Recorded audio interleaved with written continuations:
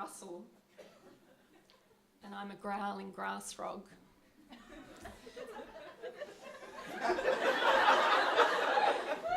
That's Latoria raniformis for those who like Latin names. And as you may have noticed, I'm bigger than your average frog. And my friends like to call me Big Russ. And you can call me Big Russ too. So, great to be here.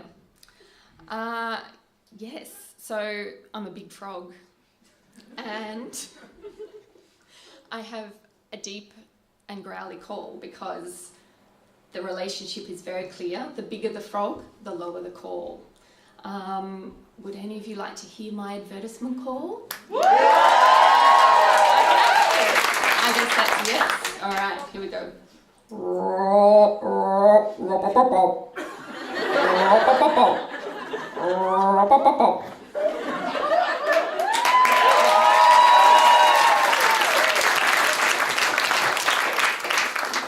So as well as being a big frog, I'm a frog with an edgy urban attitude because I come from the big city of Melbourne, Australia.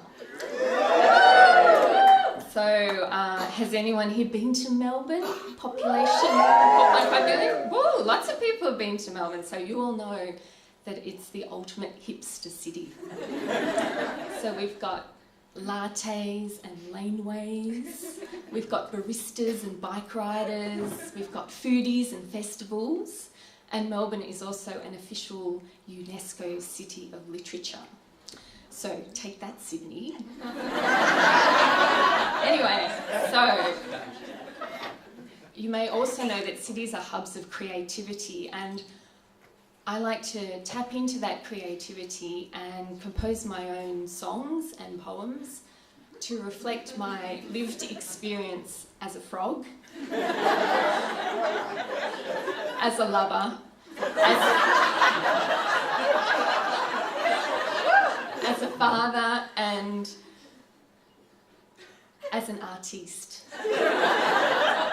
And I'd like to share one of those songs with you now. I just have to tune up because even frogs have to tune up and start in the right key. So give me a moment here. Okay. I am a frog, a growling, growling grass frog. I live in ponds and slowly flowing streams. I have a gorgeous, deep and growly, growling call.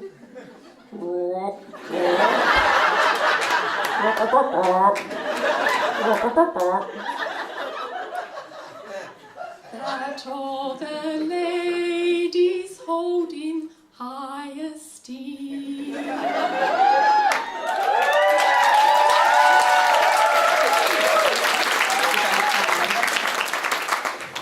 But now my habitat is changing rapidly.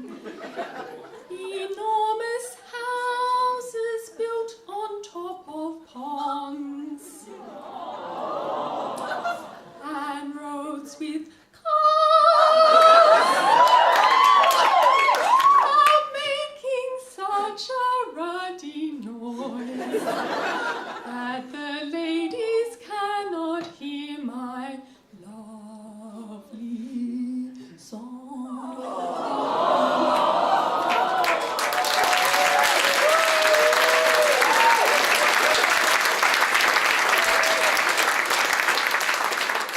So it is a bit of a sad state of affairs.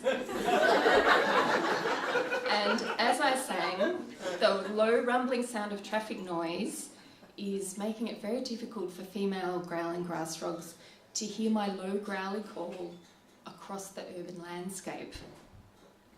And some fancy scientific folks call this acoustic interference. But whatever you call it, it's seriously cramping my style.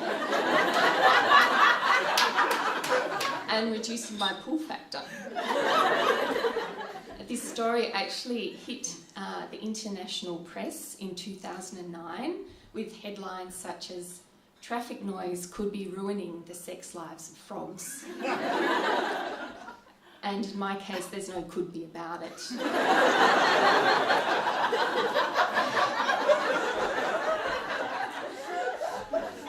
But let me tell you about my cousin Ezekiel. Ezekiel is just a little fella. And because he's small, he's got a high-pitched call that sounds something like this.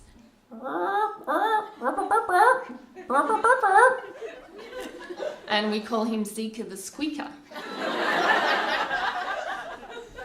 However, lately, Zika has been getting very lucky with the ladies because they can hear his high-pitched squeaky call over the traffic noise when they can't hear mine.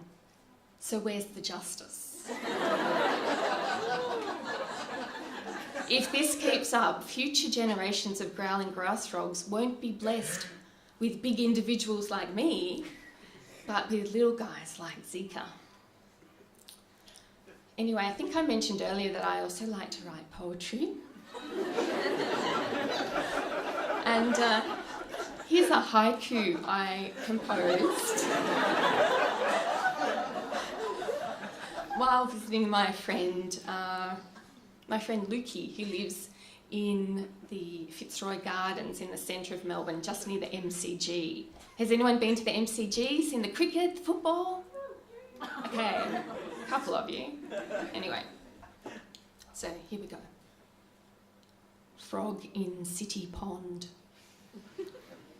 Traffic humming, football roar.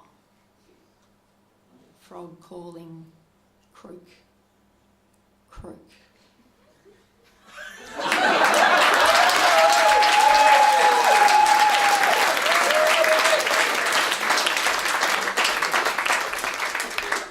But traffic noise is not the only problem with roads in the urban landscape.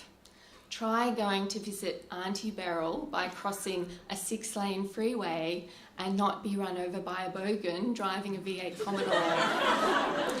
Okay, so Melbourne has bogans as well as hipsters.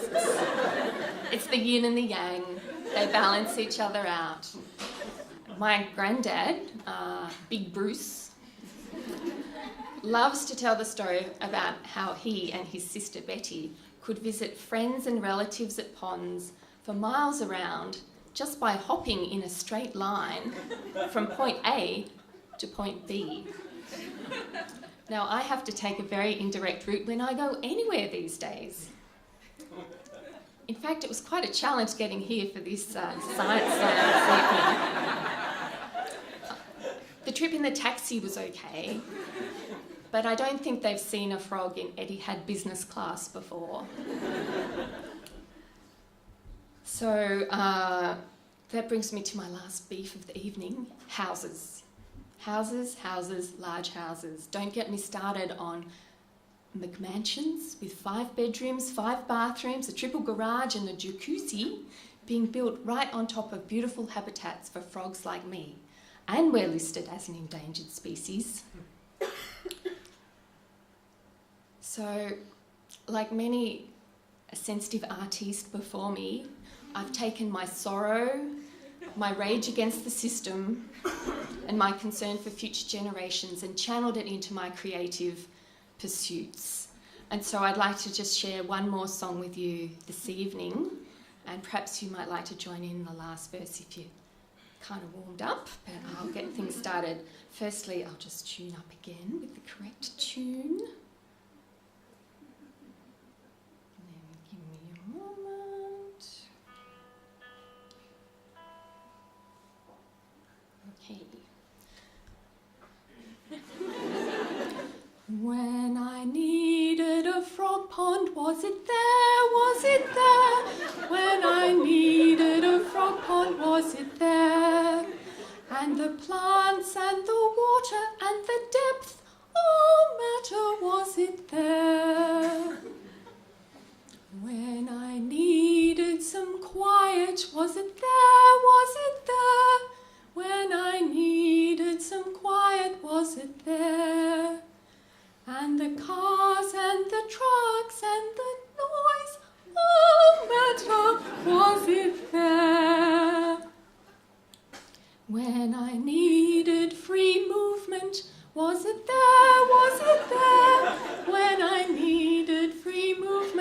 was it there? And the roads and the rail yards and the fences matter, was it there? Okay, I'm going to bring it into the present tense now, and I'll sing this last verse, then you can join in, okay? Everyone ready? Now I'm needing a frog pond, is it there, is it there? I am needing a frog pond, is it there? And the plants and the water and the depth, all matter, was it there? Okay, all together. I'm needing a